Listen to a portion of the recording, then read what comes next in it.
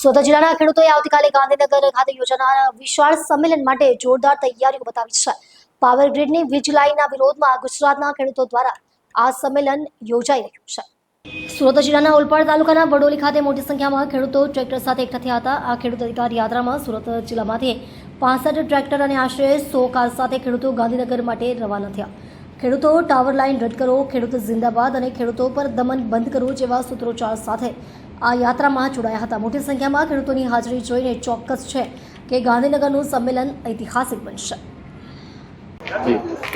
ગુજરાતમાં છેલ્લા 30 વર્ષથી ભારતીય જનતા પાર્ટીની સરકાર છે અને ભારતીય જનતા પાર્ટીની સરકાર ગુજરાતમાં ખેડૂત વિરોધી નીતિઓ બનાવી રહી છે। છેલ્લા ઘણા સમયથી ગુજરાતના તમામ વિસ્તારના ખેડૂતો પોષણક્ષમ ભાવ માટે ખાતરનો જે ભાવ વધારો છે એની સામે લડત ચલાવી રહ્યા છે।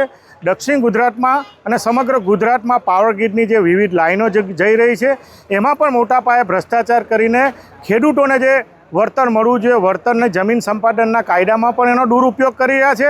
અદાણી અને અંબાણીને સાથે રાખીને સમગ્ર ગુજરાતની ફળદ્રુપ જમીનને નુકસાન કરવાનું કામ કરી રહ્યા છે। આ અનુસંધાનમાં આવતીકાલે ગુજરાતમાં ગાંધીનગર ખાતે મોટી સંખ્યામાં સમગ્ર ગુજરાતના ખેડૂતો ભેગા થવાના છે પોતાના હક અને અધિકાર માટે। એ અનુસંધાનમાં દક્ષિણ ગુજરાતના તમામ જિલ્લાઓમાંથી લગભગ 2000થી વધુ ખેડૂતો ભાગ લેવાના છે અને એની શરૂઆતના ભાગરૂપે સુરત જિલ્લાના ઓલપાડ તાલુકાના વડોલી વાંકથી આજે કોંગ્રેસ સમર્થન કિસાન સંઘર્ષ યાત્રા સાથે સહકારી આગેવાનો, સામાજિક આગેવાનો, ખેડૂત સમાજના આગેવાનો ભેગા થઈને પોતાના અધિકારની લડતની શરૂઆત આજે વડોલી ખાતે કરી રહ્યા છે।